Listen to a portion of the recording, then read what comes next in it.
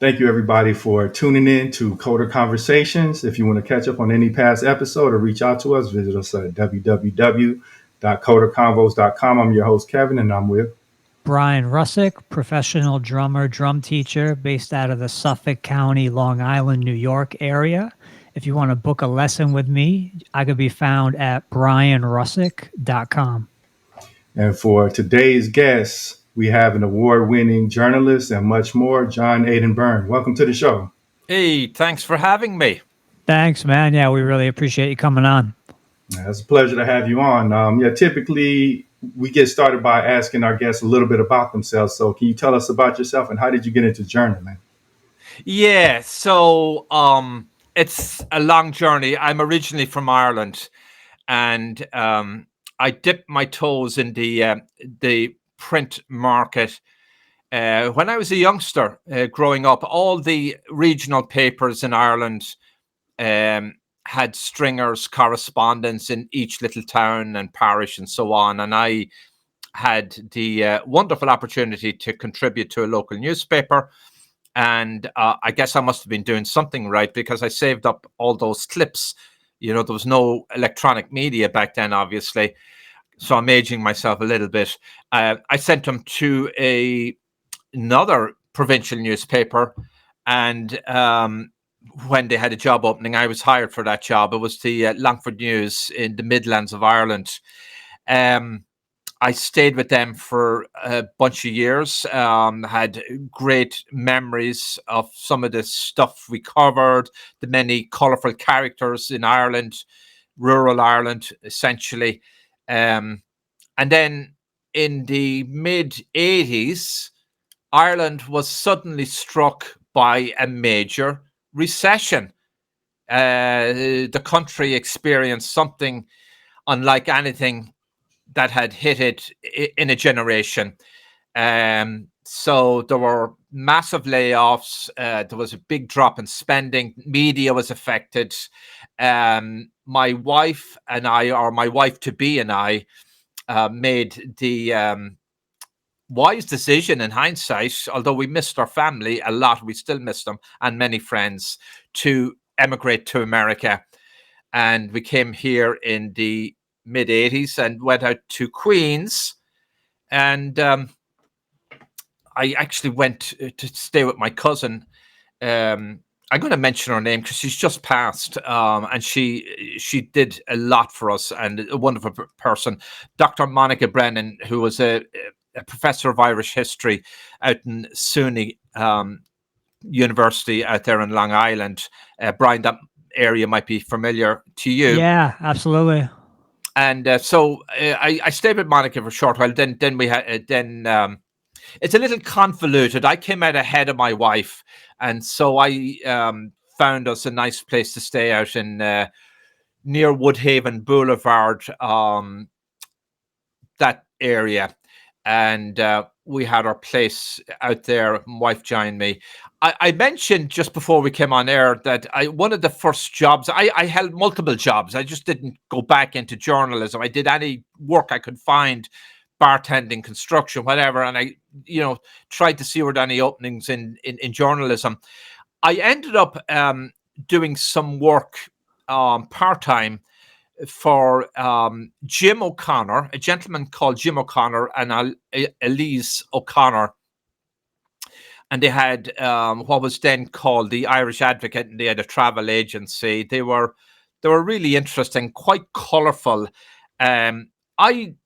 Name didn't sort of resonate with me until I mentioned to somebody who I was working with, and Elise told me, "Oh, I one day when we were working, putting the newspaper to bed. Oh, give me a moment, John. I have to talk to my son, Jim O'Connor. He's an actor in Hollywood." And it still didn't resonate with me. And I learned just shortly thereafter they were talking about the Jim O'Connor of All in the Family fame, and he was in multiple TV series. He was a great character. Of course, All in the Family. We could go down a rabbit hole and dissect the cultural resonance of that then and now, but that was my experience then. I eventually moved from all these bits of jobs and all the construction and building and so on. I eventually ended up working full time for several Irish American newspapers. Went from that to working in what's known as B2B media. Worked at McGraw-Hill at Securities Week.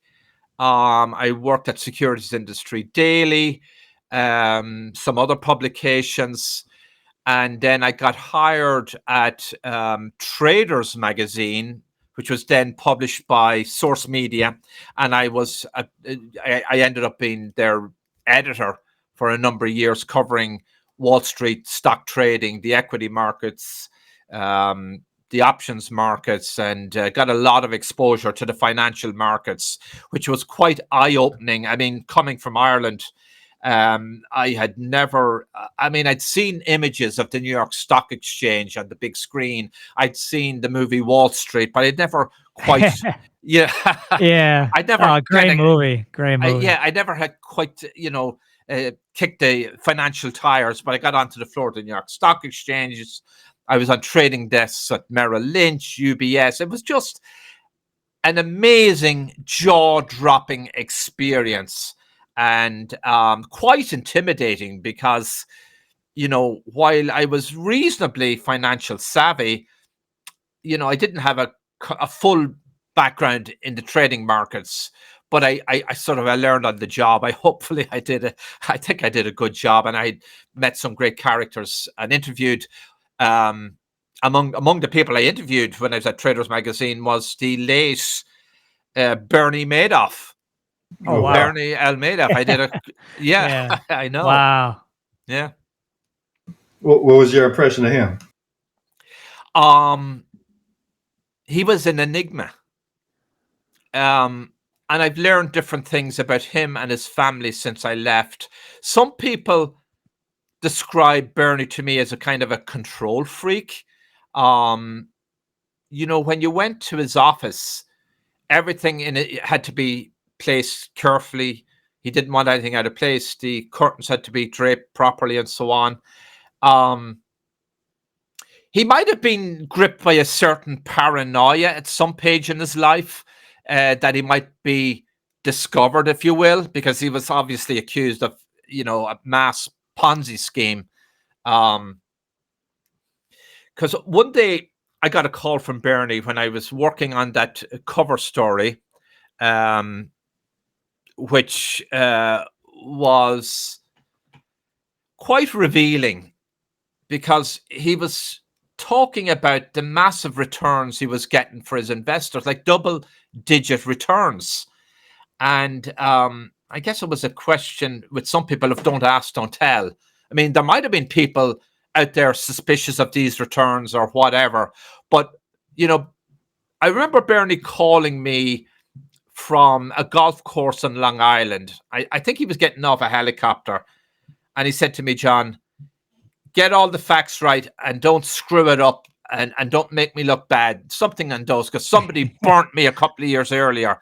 Yeah. And that was true. Somebody did a story. I think it was Barron's was one of the first to ask questions about his business operations. We didn't quite go down that path because we were primarily interested in what we understand to be his legitimate NASDAQ market making operations. I think that the scandal emanated from his wealth management practice, which was on another floor and which I didn't get to visit. And he didn't really allude to that. But I remember we were sitting in his conference room, and I was dealing in my mind, I was dealing with very high powered people. Here's this Irish guy off the boat, so to speak. I never figured I'd be in the lipstick building, interviewing Byrne Madoff, Peter, and people be, coming in with, cups of coffee and offering me this thing and that thing. "Are you okay, Mr. Byrne?" I said, "No, Mr. Byrne, just call me John." But I remember when I was taking notes and I was concentrating, I saw Peter suddenly throw a glance over at me and look at me deeply for a couple of seconds. I didn't know what the stare was about, but it was like he was weighing me up. Will Byrne screw me over or not? I don't know. But we did the interview, and I got a call from Byrne afterwards, and I wasn't my hands weren't shaking. And he said that was a great story. He said so. I guess we didn't peel back the onion, so to speak. But yeah, that was something. Yeah, it's pretty amazing. Like when dealing with such high profile individuals, I know you probably have to, carefully think ahead, think about what you're going to ask them and how your questions will be perceived by the public. So, like, did you have like a routine before you started interviewing more of these high profile guests? Yeah, it's a lot easier to do it today, but back then I would do as much research as possible, newspaper clippings, which you can get. There was databases available then anyway, but it was a little more cumbersome. So I try to do a lot of that. I try to understand their business practice. If I was anyways confused, I would ask somebody explain this to me, because to go in raw and not understand is a fool's errand. And then I talk to people. What do you think of this guy? What do you think of that? What do you think is how he operates, and so on? And that's a way to line up interesting quotes and color for a story, if it's a one-on-one or any kind of a business story or human interest story. Okay, so like, how do you balance, respecting their boundaries versus actually getting the truth out and not putting out like a softball interview, like where you actually get into some meat? Well, I like to be direct with people, and push the envelope. But I'm not a big proponent of gotcha journalism, where you want to be mean spirited with somebody, where you want to bring them down almost intentionally, because that's a cruel sport. I kind of like to, if somebody is running a business and there's been legitimate questions asked about that business, I like to address it and let them answer it, and let the reader decide. They may push back, but that's you know to be an honest to God journalist. You have to ask the tough questions sometimes. Otherwise, if they want to get a marketing piece, or a puff piece, then buy an ad, as somebody said. Buy an ad. An editor in the Post said to me once, the guy, if that's the way they want to do, take a full page ad in the New York Post. They don't want to Right. give you, if they want to just blindside us. Yeah, so like with the interviewing thing, I know sometimes you can have like a overall interview that's perceived as positive, but it can also be perceived as negative. Like, have you ever had a situation where maybe you lost a future interview because they didn't necessarily like what you said in the last one, or anything Yeah, along those lines? yeah, I did. I lost some famous ones, and I can't mention their names. And some of it, in hindsight, is hilarious. I won't mention the gentleman's name, but he was, and maybe still is, a top CEO and chairman of a major bank. Just leave it at that. I wrote a piece on his. He was a major trader on Wall Street, and I wrote a piece on his trading operations when I was at Securities Week, and I wrote what I believe to be an honest to God piece. And he was so angry after that, he would never take my calls. Yeah. So years passed, and I ended up actually making breaking bread with him, and making good on it. And we suddenly became fast friends again.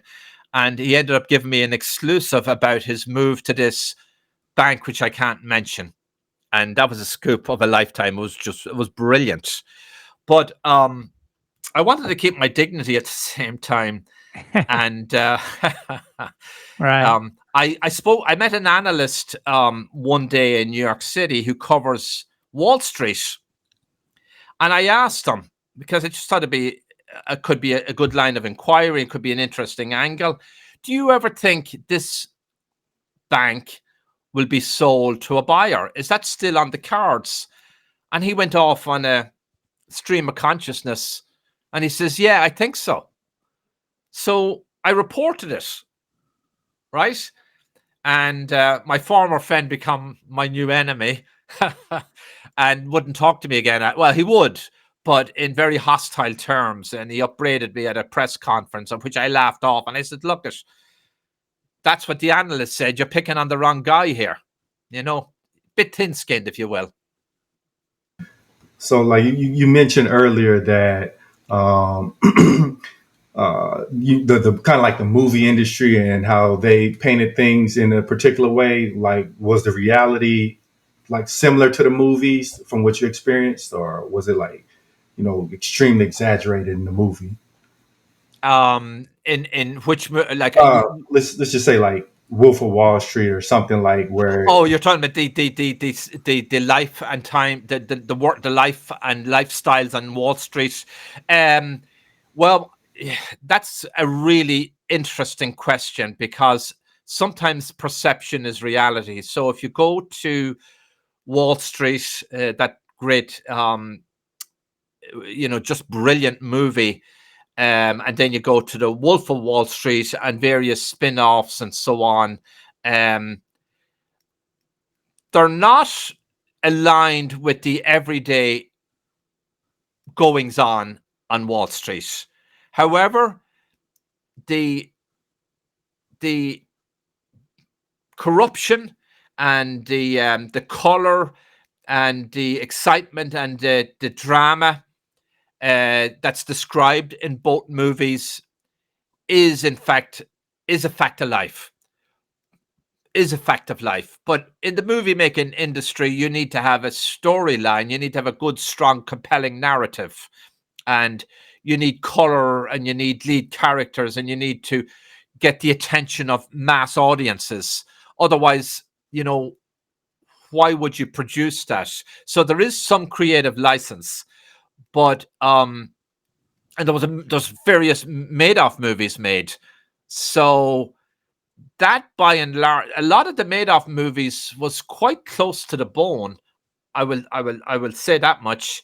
Um, but for the vast majority of people who work on Wall Street, some of it's just humdrum. They're honest to goodness people. They're ethical, and they bristle and get hot under the collar if you would suggest that there's nothing but greed and unwanted fear on Wall Street, because that's not how I consider people on Wall Street, most of whom are my friends. Most of them live very good lives, family people, contribute to their community, and do all the right things.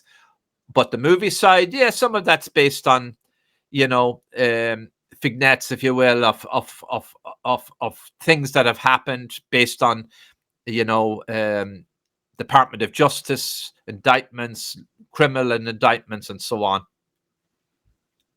So, were you actually able to talk to some of the other, I would say, like investment titans, like maybe Warren Buffett, Charlie Munger, Peter Lynch? Um, I didn't talk to any of those, but I've talked to, I've talked to a bunch of people. I had an interesting interview with Peter Schiff, who may not be as well known, but he uh, he to me is the most interesting interview out there on Wall Street, because he's a perennial bear, if you will. He thinks we're in danger of imminent collapse.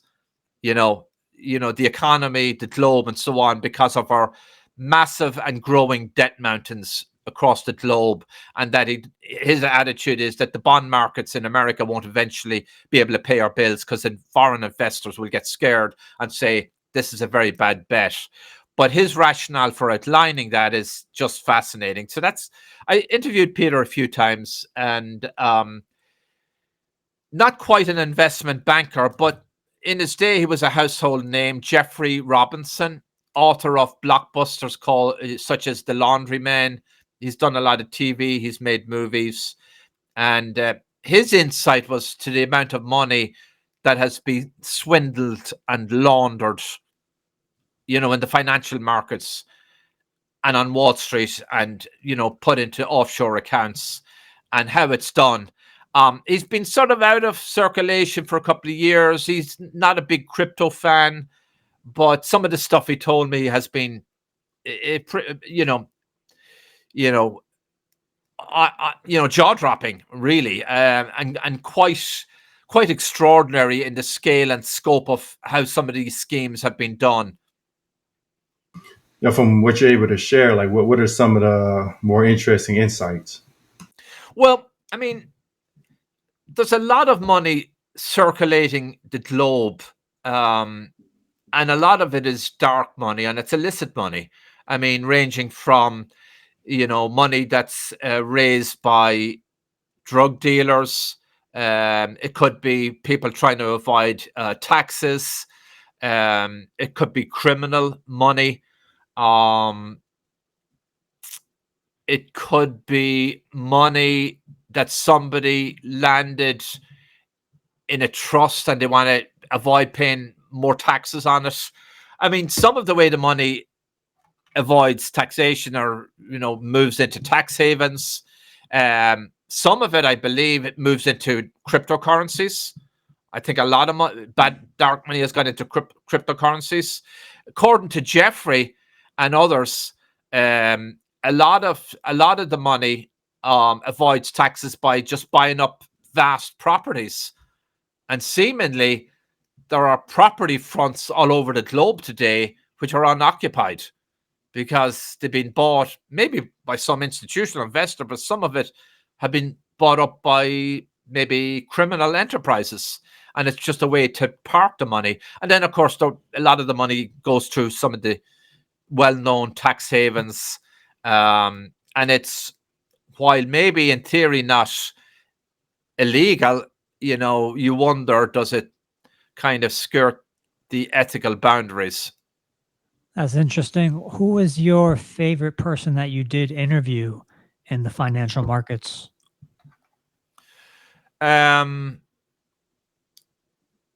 Peter Schiff would probably rank among one of them.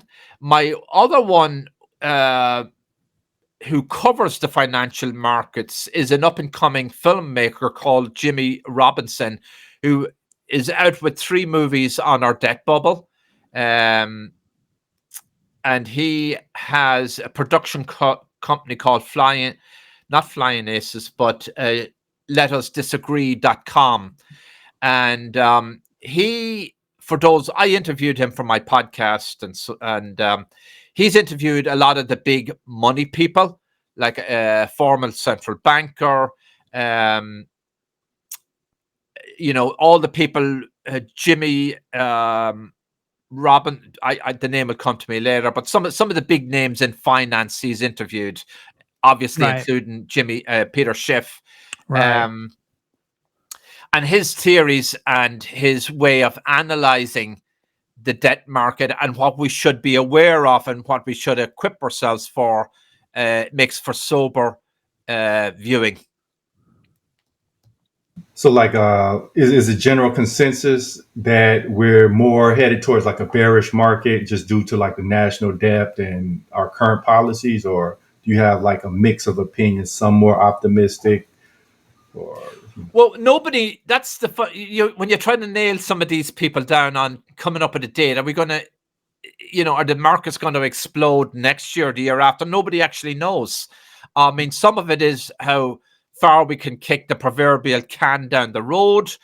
Some of it has to do with how long will foreign investors buy US debt, because if they stop buying it, we can't finance a lot of our liabilities and unfunded liabilities and pay our funding for the US government. But they say when it comes, it's going to be, it's not going to be pretty. And Jimmy sort of lays out 2 scenarios. He thinks we have to cleanse the system, cleanse the financial markets like we did, people forget, in 1921 when we had a depression for 1 year, believe it or not, and we cut government spending by 46%. And then, of course, we had a bigger depression in the 1930s. He thinks we literally have to do something like that. And that was obviously what the attempts of Doge were, reining in government spending.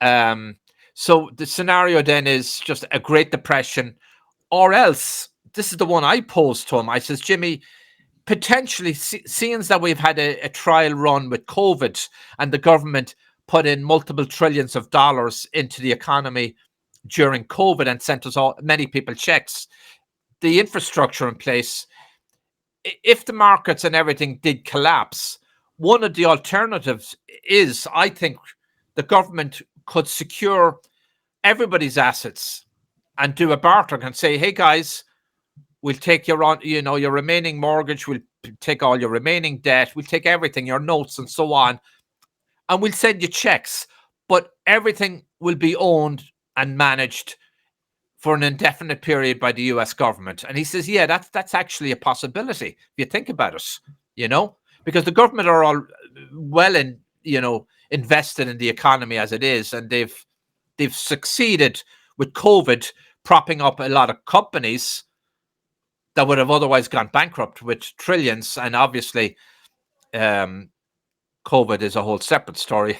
Yeah, for sure. You asked me, some of the people I interviewed in the fight. I interviewed John Katzimatidis, who is a billionaire and a big magnate, and he owns and runs grocery chain, and he owns a radio station. God bless him.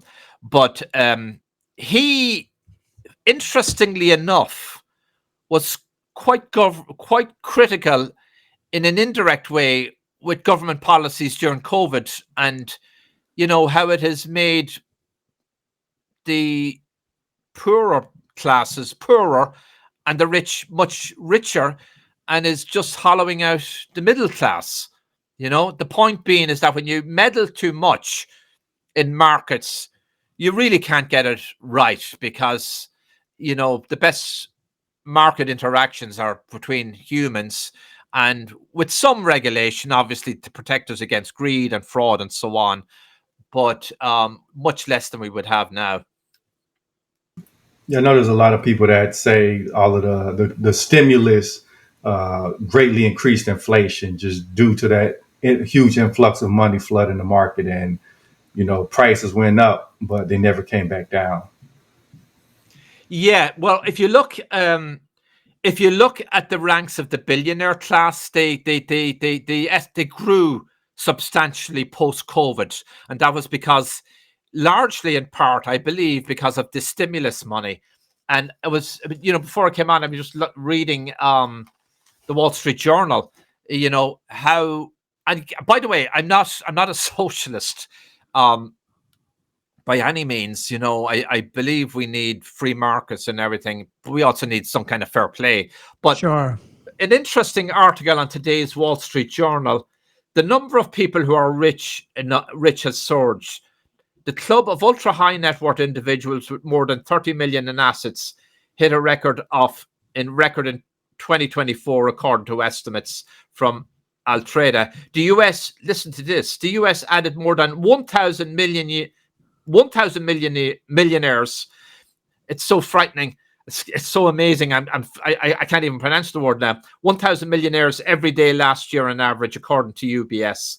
The billionaire club grew more than 50% between 2015 and 2024. And wow. A lot of that has to do with government stimulus. I mean, it also has to do with entrepreneurism, the free markets too. It's not all down to the government, but and the AI revolution, and the stock market, which, to be honest, seems kind of fraughty. Yeah. Now, what do you think about algorithms running trading or things similar to that?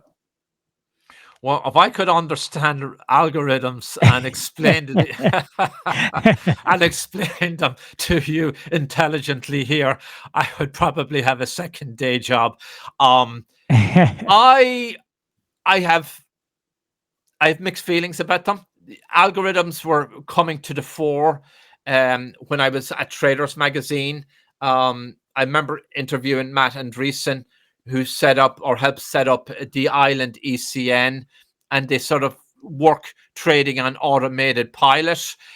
One of the great unknowns is how algorithms might fare in a if we had some kind of a world shock, a big outbreak in Europe, or something happened with on interest rates, or some major announcement that spooked the financial markets. How would all these program trades work on the trading desks? Like in the recent past, the New York Stock Exchange had breakers in place. I believe they do, but I don't know what the parameters are. That if markets move too fast, the markets would stop operating to prevent too much of a downdraft. And these algorithms are only on Wall Street and in financial markets are only as good as the programmers. And a lot of trading now is really 80% algorithms and traders, algorithms and not human traders. The human traders just intervene, when there's some kind of technical issue, or at the opening of the market, or at the closing in New York, for sure.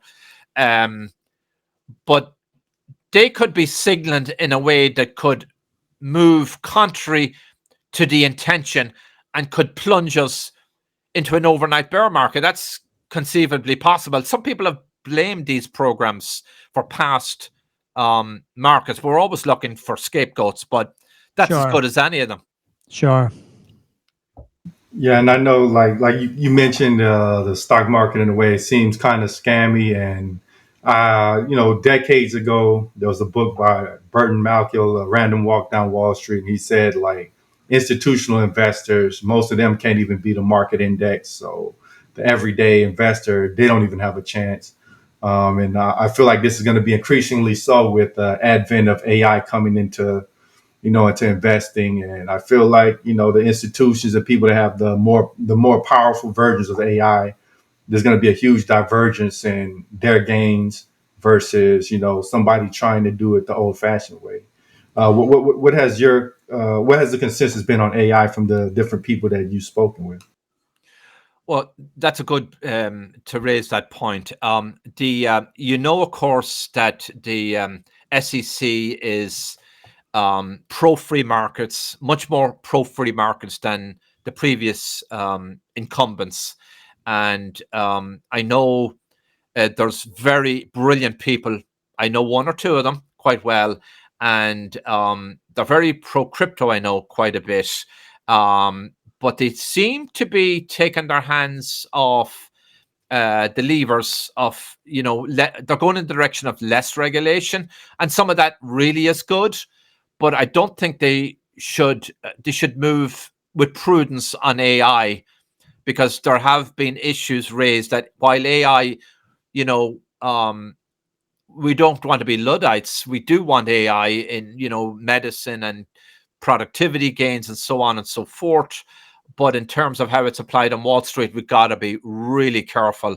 And I think that's a cause for deeper investigation. How will AI be used? Who will have the better programs? Who will be advantaged over others? The big conversation 10 years ago was, who had the fastest algorithms that could shoot orders to the New York Stock Exchange floor in microseconds. Could you shave a second off? So people were moving their servers closer to the market centers. So we may have a repeat of that under the AI guys. Who has the best AI game in town? Right, and then they'll probably constantly be shifting. Yeah, I think so. But some of the biggest firms are investing heavily in AI. And obviously, as an investment play, AI is huge. There's a lot of money going into AI. We know that. And which raises another question. Will we have an AI bubble burst if too much money pours in unrestrained? Because as there is this maxim, fear and greed. To some people, that's what finance is about: fear and greed, fear of missing out. We had a dot-com bubble, and that shook out, and it crashed, and then a lot of people picked up the carcasses, and then there was a whole lot of mergers and acquisitions from the remains of all the fire sales. So not wishing that, but it's something that you would think could be a possibility. I think another concern with AI as well is just like the privacy of the information, because there's been more recent news stories of AI spit back private conversations, or certain data gets in and it comes back out. So I'm pretty sure a lot of companies, they have a lot of concerns about protecting their data. Oh yeah, yeah, they absolutely do. But I don't know how foolproof any of that is. And the other issue is that, and it's a lesson for young talent and college graduates, school graduates, anybody who's entering the workforce, make sure you don't mess up your social media handles, because you can go on chat GPT and they can amalgamate your life history. And if there's errors in that, or bad stuff or negative stuff, you better get it scrubbed fast as possible. Yeah, I think that really is interesting. Like, the internet is pretty much a catalog of our thoughts. So you better be very careful about what you say online. So I know you mentioned like cryptocurrency earlier is one of the reasons that the gentleman you spoke of earlier, he's not a huge fan of it, is possibly because of the control that, say, a government will have over the population. Like, if every financial transaction is tracked. Well, I think Jimmy has. If you're referring to Jimmy, Jeffrey Robinson was the guy who is anti-crypto.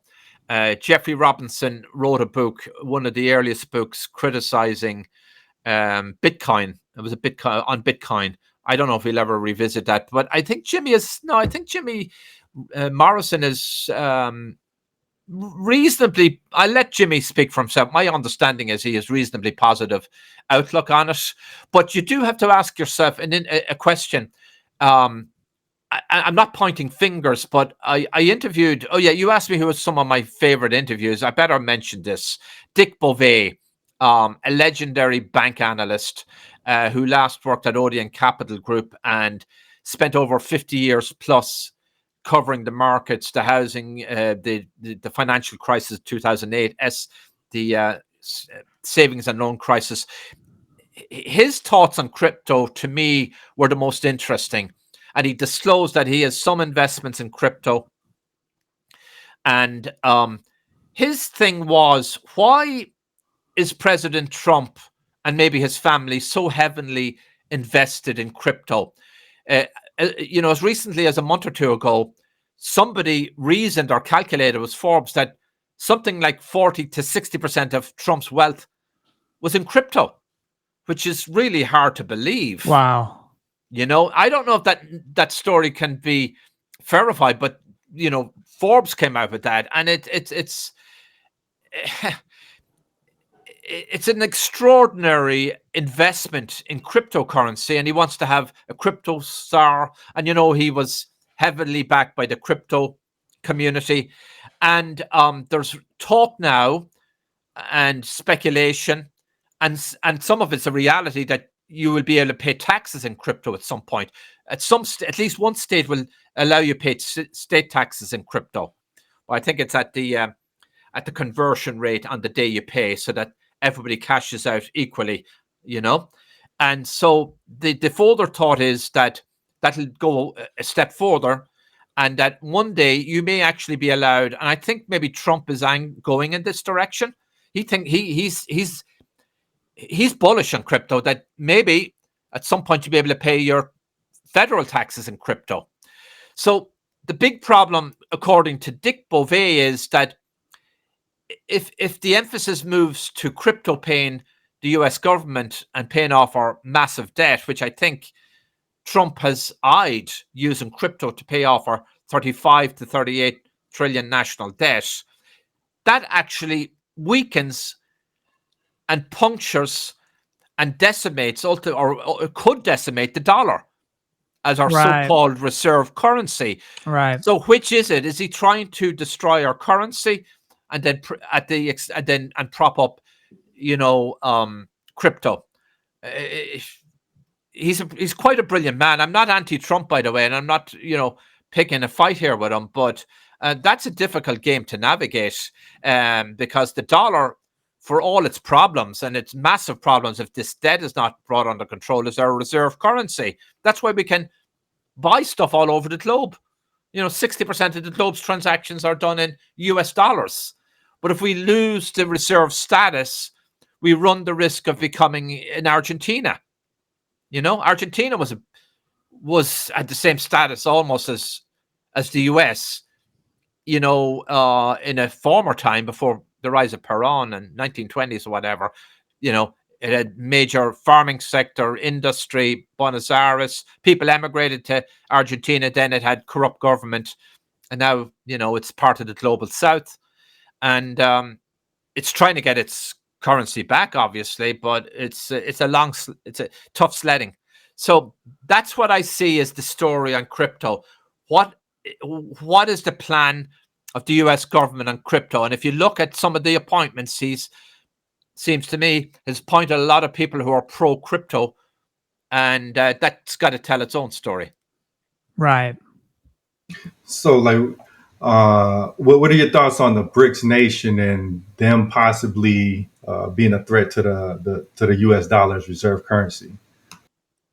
Well, that's been ongoing for a long time. I don't see that really going anywhere. Dick Beauvais used to talk about that. We had a podcast at Odeon Capital Conversations. If anybody wants to hear the past interviews, he always thought that BRICS presented some kind of a threat, but I think so far it's more symbolic.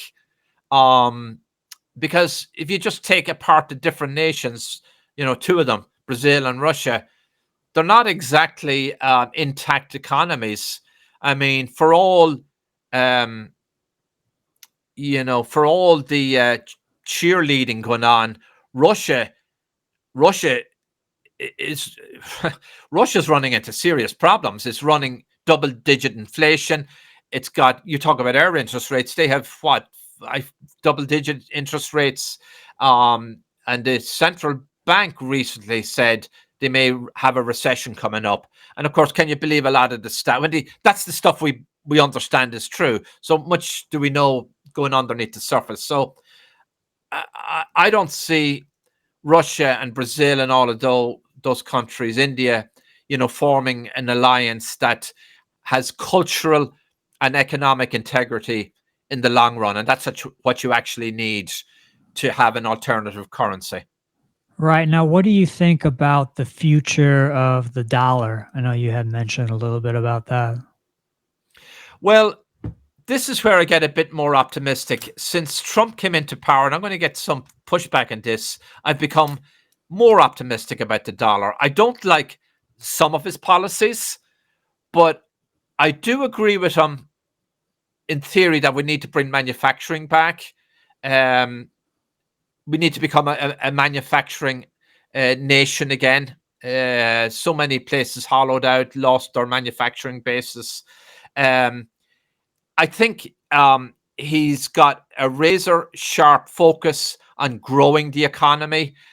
We see the money he's making in on tariff taxes. We'll see how long that lasts. We had the big, beautiful bill. He's trying to eventually, but we'll see. This part I'm not optimistic about, getting our debt down. I don't know. I mean, if you talk to people, the big, beautiful bill is going to raise our debt. Others says it's neutral. We just have to see. I think if the economy grows rapidly under Trump, and there's signs of that already, and we end up with budget surpluses, and we can control the spending, we'll get on top of the dollar. But if we don't, the outlook to me is dim. Yeah. And people don't even realize that. But if you talk to enough of the financial mavens, it's dim. If we lose the dollar, it's a very unhealthy, difficult, and not a good place to be in. That's scary to think about, really. Yeah. Yeah, I think most of us are not old enough to have been through something like a Great Depression. So if you can, what can you paint the picture of what it would be like if that situation occurred where the dollar gets supplanted? Like, what would everyday life look like? Well, the cost of living would soar. The dollar would be very expensive when you go abroad. Imports would be through the roof in terms of costs. We would imports would go down. Commerce would come to a halt, not to a full halt, but um, it would be impeded, if you will. Our trading relationships with other countries would be extraordinarily difficult. Or, we would, we fortunately enough, we're an oil producing nation. We have our own energy. So I want to offset some of this, that some of the pluses. We have our own energy. We have an entrepreneurial class. We have a good um, health education system. But if we enter that scenario where the dollar, lost its reserve currency, I think we would have all of those things. We'd have a Great Depression. We would have a Great Depression of some kind of eye popping proportions. Yeah, that's Uh, what it seems like. mhm. So I'm guessing one outcome from that would be, though, that manufacturing will be brought back since we can no longer afford these imports. So maybe that's one positive outcome from it all. Because I think, Yeah. Yeah, I think that could be an unintended consequence, that we'd start making our own stuff again, which I've always thought was a great idea. I never was a big fan of outsourcing. I mean, I am very happy for countries that have done well on this. Ireland has done well, but now it's in the crosshairs of tariffs. Some other countries have done well, but you know, I think having your own manufacturing, economically, culturally, financially, is just more prudent, and it's better for the integrity, of our communities. It just makes sense. I think bottom line, it just makes sense.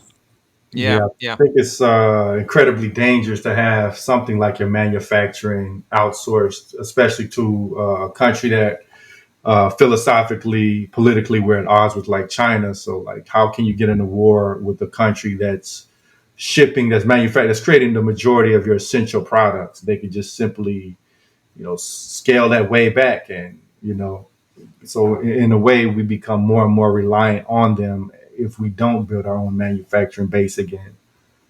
yeah. Correct. I mean, a lot of this impetus occurred during COVID. Supply chain fears.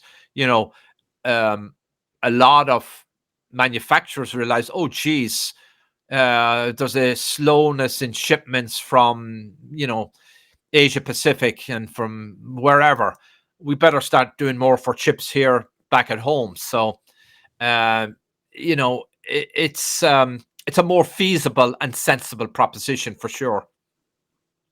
So, from like the billionaires, the wealthy individuals you talk to, are they optimistic that things can turn around, or do they feel like there's an inevitable period of pain before things really start rebounding? I think they're on the fence. They're seeing how the next couple of years develop. They're I think there's they've mixed feelings on the tariffs, obviously, but I think they sense more direction in the country now than there had been under the previous administration.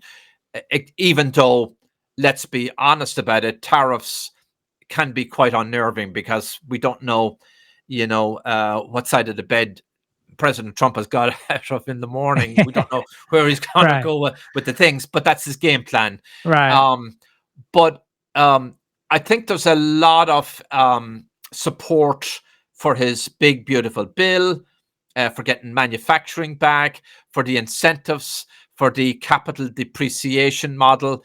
Um, and something that's not actually talked about, the in the big beautiful bill, he extended um, credits for so-called opportunity zones. Um, these are credits to qualified investor, typically institutions, wealthy families, who put their money into rundown neighborhoods in urban centers, maybe rural communities, and they can put it there and get great tax breaks. So that's a popular move too. I asked Jimmy Morrison, I said, Jimmy, you've interviewed all these rich guys, and one guy he interviewed had become a millionaire by age 37. And he made it investing in 10 years. He became super rich, and he cycled through China on a motorbike. And I said to him, what are these guys doing? What did he think? And so it was very interesting. They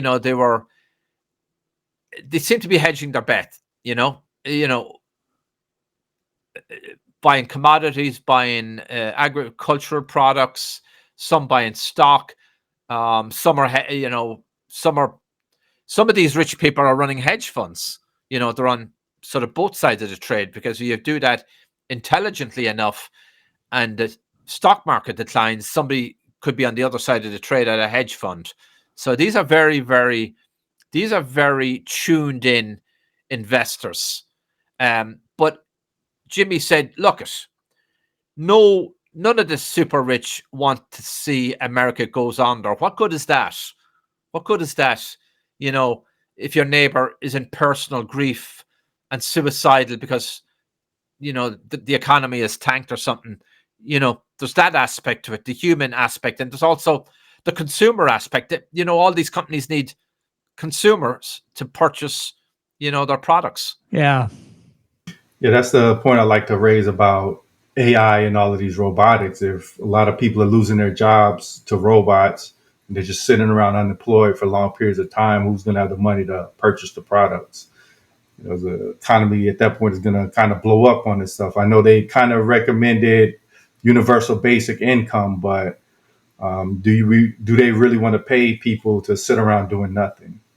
Well, it's an interesting thing about universal basic income. I had this conversation with a conservative businessman, and I said, gee, UBI sounds like something out of the page of Mao Zedong or Communist China or something, like handing out a check and so on. He said, actually, funnily enough, there are a lot of people in conservative circles who actually supported the concept of universal basic income.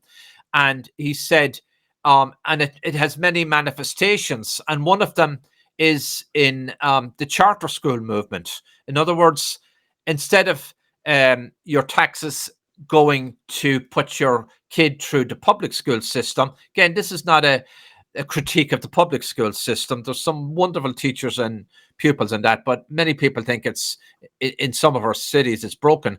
And in a lot of rundown neighborhoods, in New Jersey, New York, if you ask some of the parents, what's your first choice if you were given a voucher, right? That could be a universal basic income voucher of sorts.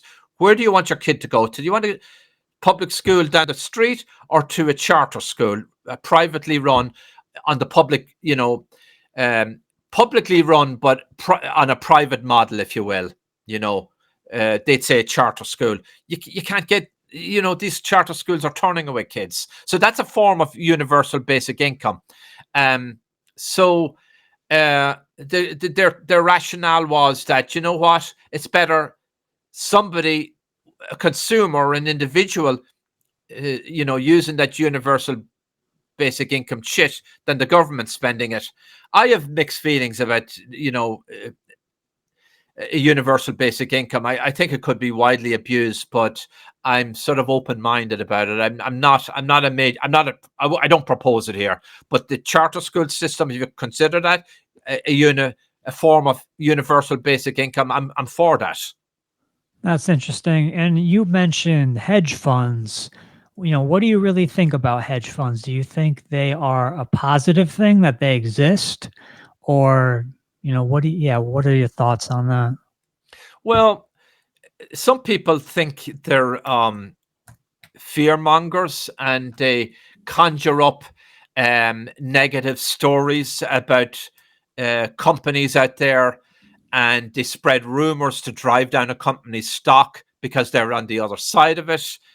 And some of that in isolated cases may be true. I know the owner of the New York Mets, that's my team, has a hedge fund in Greenwich, Connecticut. He got his knuckles wrapped by the SEC. But you know what? When you're managing multiple billions and trillions, you're going to be regulated anyway. To be honest, you're going to be regulated. And a little side story, I read somewhere, and I thought it was an interesting take on it, that this person wrote a piece, claims that the FBI, again, this is not a knock on the FBI, I have friends in the FBI, but the FBI has this practice or protocol of shaking down Wall Street. That could be far-fetched.